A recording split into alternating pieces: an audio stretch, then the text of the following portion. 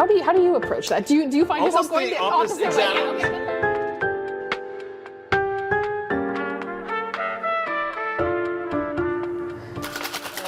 Wow, look at that color. Hey everyone, my name is Morgan Eckroth and we are here at Oregon Fruit. I am the 2022 US Barista Champion and you may also know me online as Morgan Drinks Coffee. Hi everybody, my name is Jeffrey Morgenthaler. I'm a bartender here in Portland, Oregon. I am the author of the Bar Book and I'm here at Oregon Fruit with my friend Morgan and we're talking about beverages. All right. You want to talk about seasonality? Let's do it. I love it. Great. Beverages. Beverages. We both work in two different worlds of beverages, but I think we've kind of discovered this over chatting a little bit. Like there's a lot of crossover, especially in signature beverage. Ton of crossover.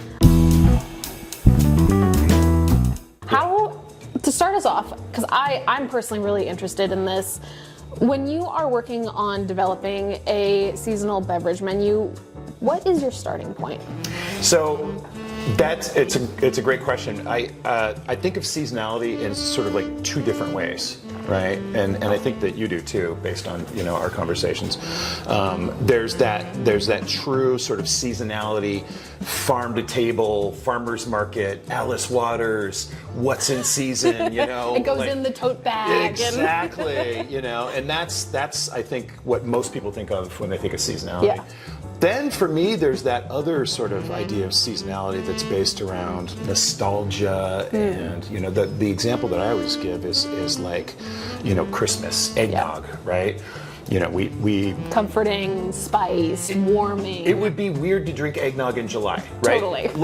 I'd respect it, but totally. Absolutely, but it's not like eggs and milk and cream and sugar and nutmeg and brandy are only in season. Yeah, exactly, right? It's not like they're only available in November, December. Yeah. Right? But we have that sort of memory, and so for us, that's a seasonal beverage as well. So, when I'm working on a menu, like I like to kind of play with that idea. I think of the seasonality in both ways, and sort of like you can be kind of like playful. I like that you say that, Tyne. I was thinking about this question a lot in the days leading up to this, because I was like, obviously, like the whole like seasonal produce, like that's a huge component of it. But I was like thinking about what else I put into seasonal menus, and the thing I was coming back to was like emotion and like what are people seeking around like different times of year. And I mean, like you see plenty of like drinks and menus and like books kind of organized by like, this is like a refreshing section, this is like a comforting section. I think that's like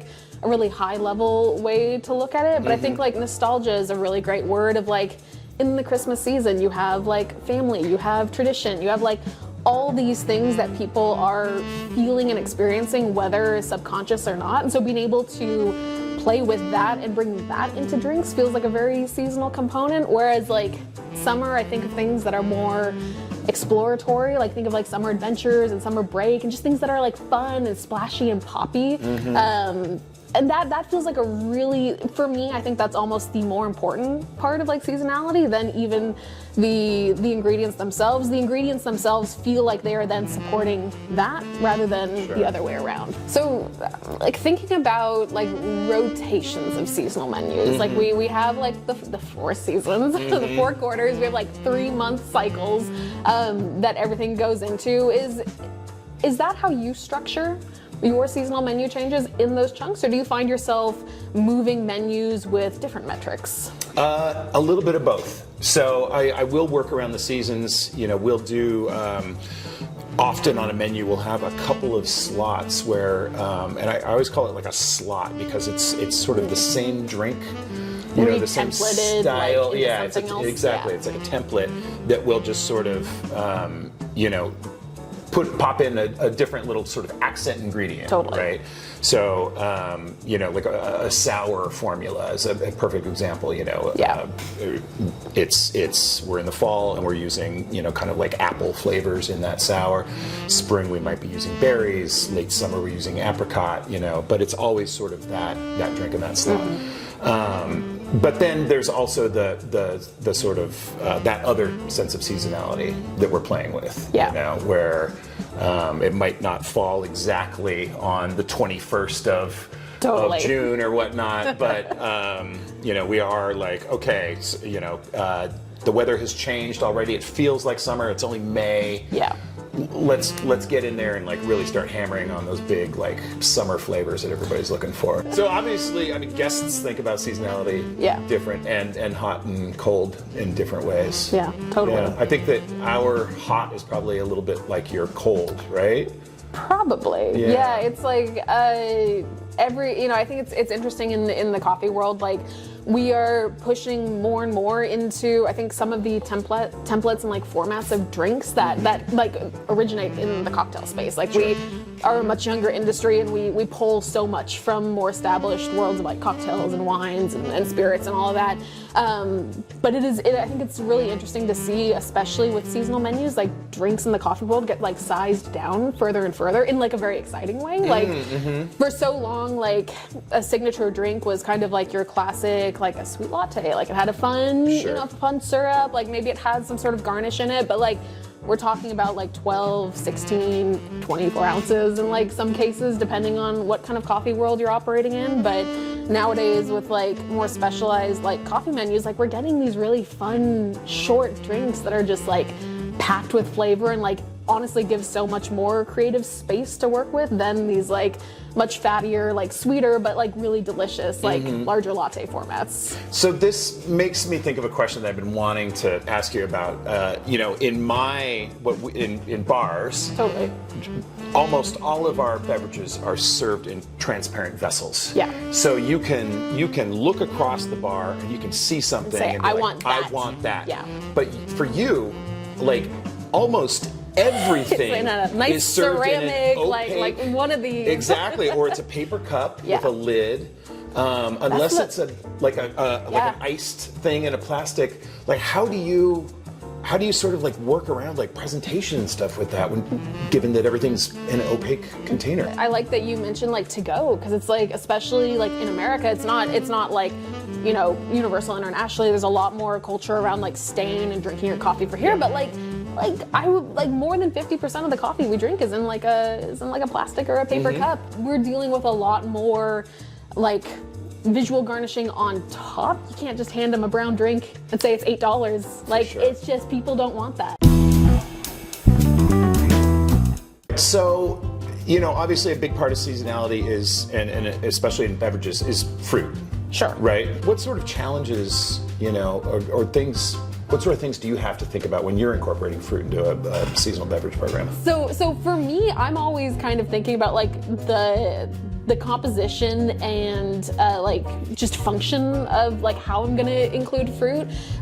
Citrus and coffee always go like so beautifully together. Like they grow together, they go together, but it's like I can't, especially with milk drinks. I mean, you put lemon juice in there, and everyone knows what happens there. And so thinking about ways to incorporate, especially like brighter perceived acidity through fruit, especially in milk drinks, is high on my mind. But for me, I'm also thinking about like texture is a big thing. And so often with like, whole fruit, figuring out how to break that down or reassemble it into a way that is smooth and like delicious within like a beverage drinking experience is always top of mind. So I'm often using fruit in syrups. It's kind of like my main form, whether that's like a fresh fruit syrup or something that is like stewed or whatnot, and also like purees and things that are fully blended down and like homogenized into an easily workable texture is like... It's going to dissolve well into the drink. You're not going to have to strain chunks of things easily out, seeds mixable, or whatever. like all of that. And especially with stuff like that, you can go hot with that, you can go cold, like... It's those usually syrups or purees are my two fruit strategies. For me, one of the big things is, I run, I've almost always run like pretty like big programs, right? Yeah. Where we're talking about volume. But the way that the sort of guest experience is, and I always say this to my staff and to anybody I'm talking about when we're talking about prep is shelf stability is so important to me, because we have to be prepared every single day to sell 1,000 of these or 0 of these. Right. Right? So, and you just And never they need know. to be the exact same no matter what that number is. No matter what. Yeah. And I can't just, I can't just have prep for 100 of these. I need to have, this could be our most popular drink today. We just don't know what everybody sort of en masse is going to decide when they wake up in the morning. They want our berry gin sour or whatever, right? So, being able to not have to throw a bunch of product away at the end of the day, right? But also have enough on hand that's going to stay fresh and stay good is like a huge part of my programs when I'm using things. On that too, another thing that came to mind is like consistency of ingredient flavor. I think this ties back to like seasonality a lot, where it's like, I mean, tomatoes always. I love tomatoes. Always come to mind. I know technically a fruit, but not one maybe we commonly use. But it's like you have a tomato in the summer, and it is the most delicious thing. You just hopefully, but you eat it like an apple. You get it at the farmer's market, and it's fantastic. But you get a tomato in the winter, grocery store or whatnot, and you end up with kind of this dry, watery, I mean, I can get 2 tomatoes at the farmer's market and have them both be completely different. Even that. That is a wildly unexpected fruit vegetable. You never know what's going on in there. but let's say you're working with tomato or even apples. Apples cycle quite frequently too. It's like is your apple-based drink going to taste the same in the fall as it does in February? Yeah. That's a big question. Big question. Ideally that guest gets the same drink, but if you're working with just fresh sourced produce, that becomes a big question mark. I mean, one of the things that and I'm sure you get this too, is space is always at a premium, right? Definitely. We want to maximize space for the guests because we want as many guests to be in there as possible. Yep. So we sort of minimize our space. Which means we have never enough refrigeration. Yep. Never enough freezer space. Cups overflowing in the back. Completely. Just shoving things where they were. Yeah, so that's probably a big consideration for coffee as well. I've worked in quite a few coffee shops, and I've been in even more and seen the behind the scenes, and it's unless you have a full kitchen setup or a bakery or something attached, which most coffee shops don't. That's kind of unique. We don't have freezer space. A lot of it is things that can go on shelves next to dry goods, and then you have whatever your refrigeration is. And typically, even with refrigeration, a majority of that space is already allocated to all the milk that you have. Maybe you have a secondary fridge that has some space, but typically it's just that bar fridge under the machine. And so all of a sudden finding ingredients that are shelf stable, being a big one, but can also be stored in very small spaces, that becomes top priority, especially when you're introducing multiple ingredients. If you have a extensive signature beverage menu, it's where are you putting that on top of everything else? Yeah, and our freezers are full of those clear ice cubes, and then That's true. And then a bunch of stuff that chef has got in there, right? Yeah. There's just a box of chicken wings or something like that in there. So we're kind of fighting against that. The other thing that's been challenging is, I mean, we've always done a lot of house-made ingredients, house-made syrups, things like that, because these products just weren't available. Totally.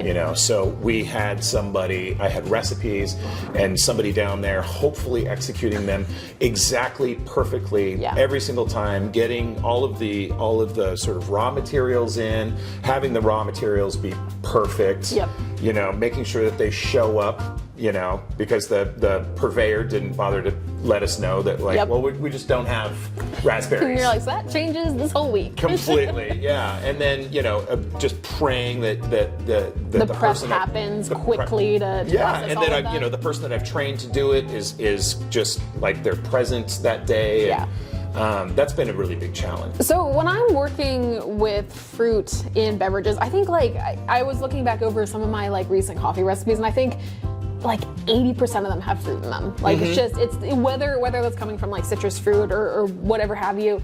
And I was trying to think about how that got in there. And I think for me, I go back to my drink creation, seasonality idea of emotion. And I'm for me, I think I always start with what I am hoping the guest will experience out of that drink, and then working my way back to what ingredients then support that experience. And so for me, I find often like fruit becomes the star of the show for me.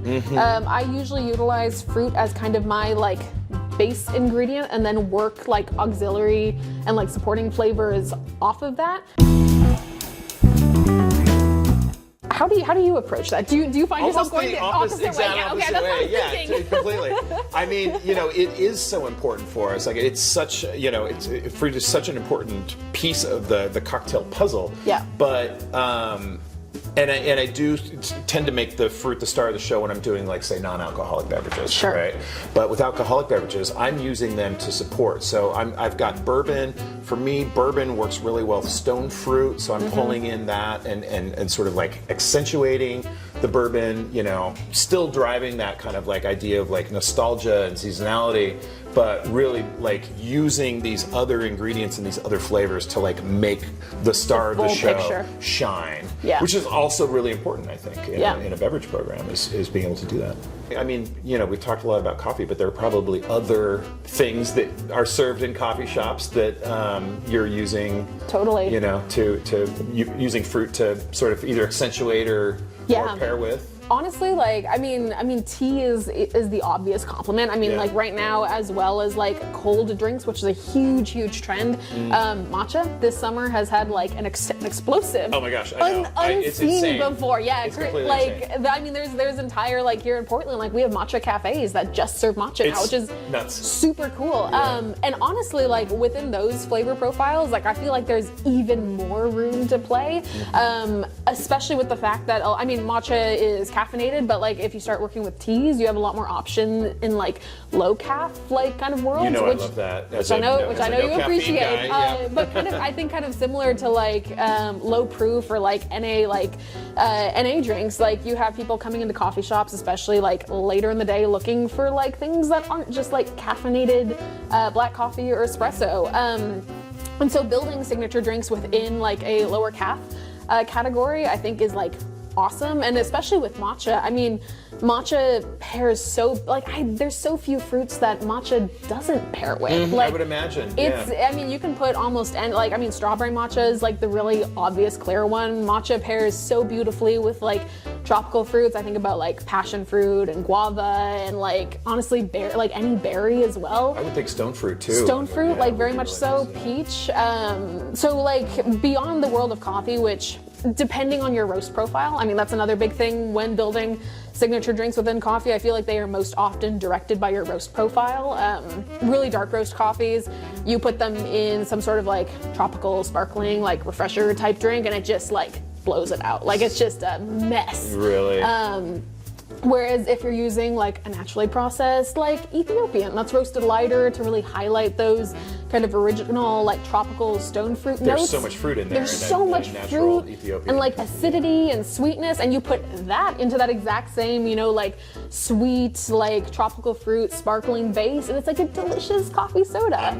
I can just like taste it right now. Exactly. I'm like salivating a little bit. That's my preferred coffee too. Exactly. It's a natural processed Ethiopian. Yeah. That's my very favorite. But those like roast profiles like very much lock you into like certain like flavor profiles of drinks themselves, whereas with like tea and matcha and all of these kind of like side adjacent ingredients, you have so much more room to play. So if you are a cafe that's using like a really dark roast coffee and that's what you're stuck with, like maybe that sets you down a specific like more spiced, comforting, like dairy heavy signature menu there. But if you want to have those fun, fruity, like refreshing exploratory drinks, like maybe you look in the world of tea and build like kind of a side menu in that profile with those ingredients instead. Yeah, and then you're appealing to an even broader base of guests, Completely. Right? So you've got like now you've got some more bases covered. And right? you've also got like new visuals. I mean, like tea like isn't going to turn everything into like a brown liquid.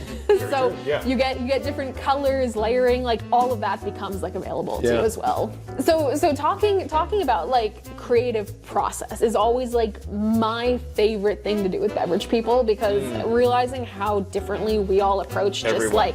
it's just a blank canvas and we all like paint it different ways. And I think you and me have very opposite styles of approaching. So I would love to hear you, like, you're sitting in front of like a blank Word doc, like what's your process for building that menu out? So I before my life behind bars, I went to architecture school. I graduated architecture degree, and so the design process is just like ground into my head, right? Yeah. So I always start, I see that blank piece of paper and I start with a concept, and it's usually just like a loose sort of like just almost like a word vomit on a page. And yeah. It's like, I need a drink that's strong. I need a drink that's like sort of like has like a sour component. I need a drink that's gonna have some sort of like maybe like seasonality, fruit component. I want it to be in a certain type of glass. It's going to be cold, and it's sort of a loose sketch. Yeah. And then I just kind of start like tightening that up. Just like inserting. Okay, like, this pieces. is bourbon. This is going to be, this is going to be a whiskey sour. We're going to accent it with. We're in the middle of July, so I want to think about some local berries. Yeah. To accentuate that. I've got some glassware picked out, and then I just sort of like, it's like working with like a piece of marble, I imagine, right? Like a sculptor, right? You just have this blob. You're slowly chipping away. Yeah, I mean, what is it? I think it was either like Rodin or Michelangelo or something. It says like, my process is I just remove everything that's not a. Oh, I love this quote. Yes. Yeah, I can't remember exactly. I know exactly what you're talking everything about. Everything that's not a, baby Jesus. You're just or whatever. unearthing the sculpture that's already there. Exactly. And so for me, it's kind of like that. Is like sort of like just chipping away and refining and refining and refining until I've got that drink. But your process is a little different, right? I very lovingly describe it as throwing spaghetti against a wall and like seeing what sticks. Yeah. I think hearing you describe your process, I think we do have some like structural similarities. I'm like feeling a little less ashamed of my of my process nowadays, but should never feel ashamed of the process. No, it's I definitely do have like you start with like a vague kind of like form and you're working your way in and tighter, but like for me, this is I think kind of where our workflow is like different. I think mine would probably evolve a lot more if I was working actively like building out like regular bar menus, but like for me, most of the drinks that I develop are kind of just like one-offs, either for like competition or for like really small just like feature drinks. Like very rarely am I working to build out like an entire menu and then having to like replicate that menu over and over again. And so oftentimes, I had like a drink a couple months ago where it was beginning of fall here, and I walked outside and it's, I think, petrichlor, that like smell once you like walk outside after it's freshly rained. Yeah. And I was like walking outside and I was like,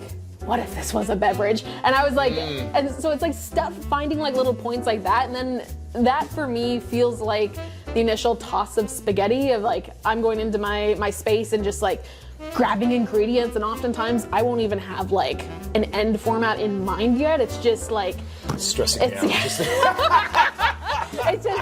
mad scientist oh god dotting things together. And there's definitely like a kind of a learned like rhyme and rhythm and like reason to everything. But I find more often than not nowadays I'm starting from like kind of a mess and then having to work in on something refined like really quickly, rather than sitting down with like a sheet of paper and being like this, these are all gonna work.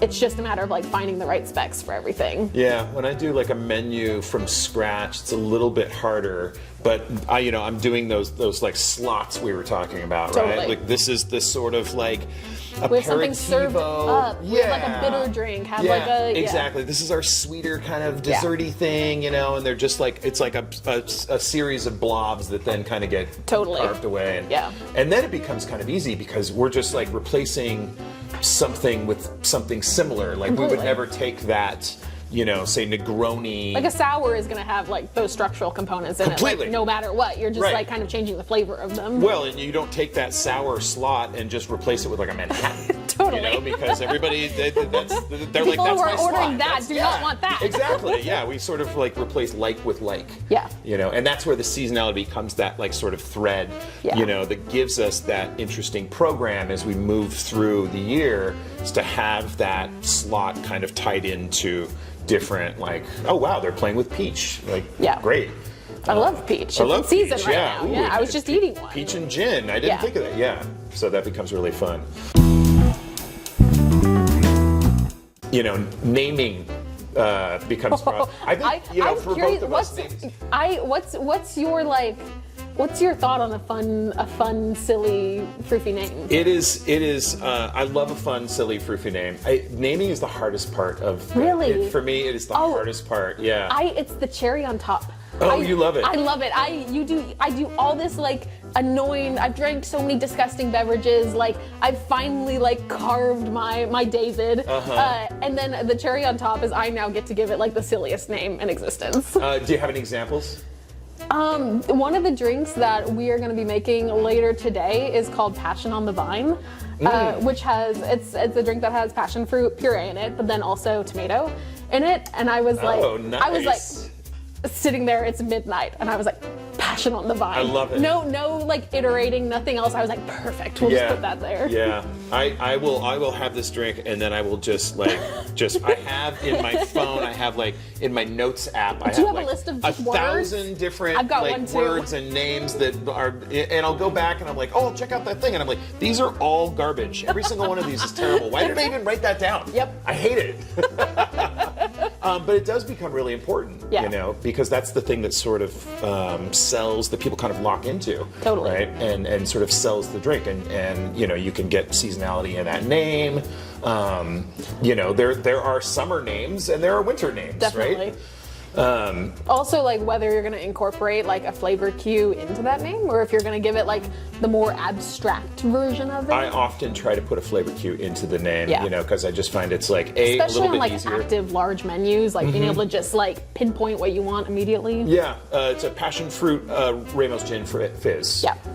Most people they know what they're that is. gonna get. That's a gin fizz with some passion fruit. Sounds great. Yeah. Yeah, for sure. You ever play around with like different glassware? I mean, I know that like I do like personally, but like I use like kind of Onyx as a reference pretty often because we have like a pretty heavy like signature beverage list. But even within that, I'm thinking about all of our drink sizes. There's 3-ounce espressos, there's cortados, which is 4-ounce, 6-ounce cappuccinos, 8-ounce lattes, 12-ounce lattes, 16-ounce lattes, and then we have 12-ounce cold, which are usually like kind of like the Duralex, like, you know, the stackables. 16-ounce cold, which is usually a pint, and then we might have like a 12-ounce like rocks glass, like maybe, but like those are all of the cups that we have access to, and like 70% of them are all like opaque, like mugged, you know, like, you know, just your kind of standard cafe ware, and very, very, very rarely do we pick up anything else special. Like we're building drinks to fit within those glass sets. I had this crazy thought the other day, and I was wondering if, you know, if your side of the business and my side of the business are eventually going to kind of like start to grow Coalesce, together. yeah. I mean, especially with like the NA movement that has just become so huge. Totally. And for good reason. You know, if eventually like a bar and a cafe sometimes are a little less distinguishable from one another, because we're using coffee. Completely. In our drink. We have a pretty big coffee program at our bar. You know, and if you'll walk into a place and you'll see some bottles, and you'll see a beautiful espresso machine, and you'll see some pour over, and you'll see people drinking It's just all beverage. It's all beverage, right? And it looks like an espresso martini, but it's actually more like a shakerado kind of thing with some fresh fruit in there or whatever, and everybody's just enjoying drinks. It feels more sort of like European almost to me. Definitely. Where, you know, we've finally like just sort of grown together, and now we're just this like, it's not a bar or cafe, it's just a beverage gatherings place. There's a few coffee shops that are like that I know of and have friends that work at that are like they're like trying to get, like we're working our way there as close as possible. I have a good friend of mine, and I would still classify this as like a coffee shop. Like they are not like a full bar program as well, but there's a shop called Discourse out in Milwaukee that does like very mixology focused coffee beverages, but they're still utilizing coffee as like the base. Like they don't do a ton of like spirit work. Are they doing like cool glassware? Are Totally. They They're doing all the cool glassware, all the cool garnishes, all the fun like so molecular stuff with coffee as kind of like the base spirit, if you will. And so that feels like it's moving in that direction. But I truly like I can't think of any off the top of my head that are truly doing like in equal parts, you know, coffee and I wouldn't be surprised if in the next couple of years, like I would love to see that. Yeah, the next 10 even, that we sort of like grow together and like we're taking cues from each other, right? Totally. Like, absolutely. You know, I have always just been a coffee guy, you know. I don't drink caffeine anymore, but I go to coffee shops. I love making coffee at home. We talk about sensory and flavor in the same way. It's the same stuff. Like, completely. Yeah. And so to see like us kind of like grow together like that, and we're like using similar ingredients, similar glassware, similar techniques. You know, I'm learning techniques from the coffee side, and the coffee side's learning techniques from us. Completely. I mean, I think that's a really, like, still a really exciting time to be in the beverage industry. It's so funny because for me, creativity is a tool that I use to make delicious drinks that people will buy.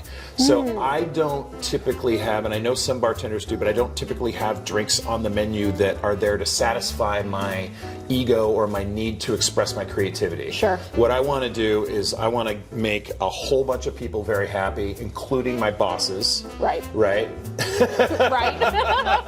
Important note there. And I use my creativity as a tool to get that done. Yeah. So there's never, I never have a drink on a menu that's like there for me. Totally. Because I can just make that at home. Right. Do you find, I mean, I think that obviously will play into it, but like when you're thinking about like that final customer experience, be it like glassware, garnishing, like how are you thinking about customer experience? Like what are some of those key things that you are building into your drinks? I mean, it starts with, you know, if we're just talking about drinks, we're not talking about atmosphere or anything like that. Sure. It starts with the minute they look at that menu, and how they experience that. Is their eye getting caught? Has that menu been designed in a way that it is sort of giving them the information that they need? Yeah. You know, they order the drink, they feel confident ordering the drink. What we do these days is we put like a little picture of the glass, so you know what you're getting. I love those. Right? Yeah, You're like, for sure. oh, that sounds fun.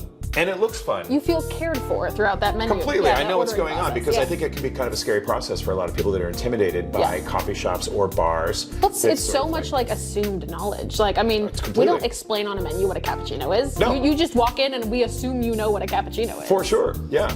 So, you know, it starts there and then it becomes, you know, visually, okay, so, you know, as we both always say, you drink with your eyes first, right? So, you know, as that drink is coming across the bar, is it beautiful? Is it beautifully presented? Does it, you know, does it have a nice color? Yeah. You know, is it just like a muddy mess, or is it, you know, I mean, there are some drinks that just sort of like I've scrapped entirely because I'm just like, I can't serve this. This looks weird. Yeah. Yeah. And then, of course, you know, the flavor expectations. Like, you know, with every sip, do they want to have another sip? Yeah. That's always my thing about when I'm creating beverages is when I picture myself having this and finishing it, do I immediately want another one of the same thing? It's a great question. Like if I want another one of the same thing, I know that the drink's a winner. Yeah, it can go on the menu. But if it's like, oh, that's an interesting drink, and I'm glad I tried it, but it was interesting. Like I don't want to have any. I don't want any interesting drinks on the menu, right? I want them to be interesting, but not interesting. Where people go. I mean, you know what I'm talking about. Like people are like, they're like, that's interesting. That's interesting. What else can we get here? Yeah, that was interesting. That was thank you. Glad I had that experience. Yeah, very interesting. Yeah. So, but you know, I still want the drinks to be actually interesting. Yeah. You know, so you kind of ride that line where it's like, oh, this is special, this is unique, this is all of the things that we were talking about, the nostalgia, the seasonality. Yeah. And I also just want to have another one because I just love the way that tastes in my mouth. What's your kind of strategy when it comes to garnishing?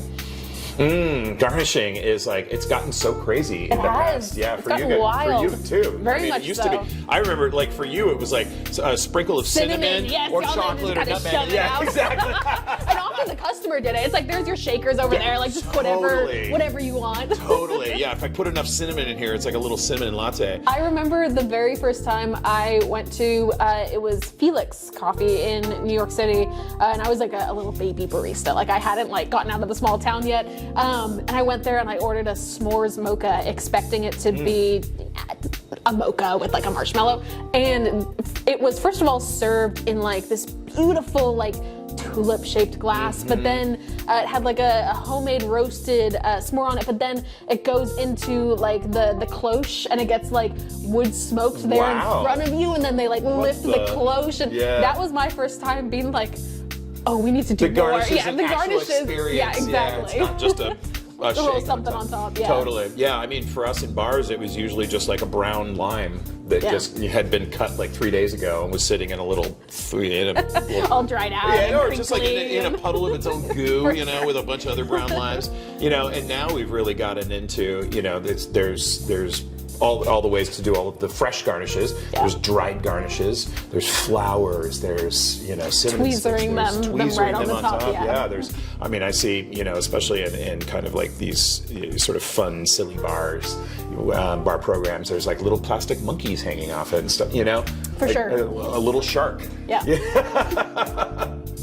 It's gone completely insane. Yeah. But you know, I think that the best garnishes for at least my programs are the ones that speak to what's happening in the glass, right? Yeah. And Maybe add something in like an aroma or like a little edible, like, you know, totally, in there. yeah. but Or it's either in contrast to what's in the drink, or it's supporting what's in the drink. it's all in service of that. Yeah, or sometimes it's just a visual garnish. Like Yeah. it really doesn't serve much purpose other than to look like super cool. And that's kind of that like that value added, like Yeah. little element there. Well, yeah, and it's one of those finishing the drink is just one of those things like a way of saying like I love you to the guests, right? Yeah. You know, it's just like I could just Look, you know kiss on the here, cheek. you know, but it's like here I finished it. Yes. I did the I whole made thing. this for you. I made this for you, and I Yeah. actually finished it. I just poured it in a glass and handed it to you. Like, Yeah. You know, so. Love that. Yeah.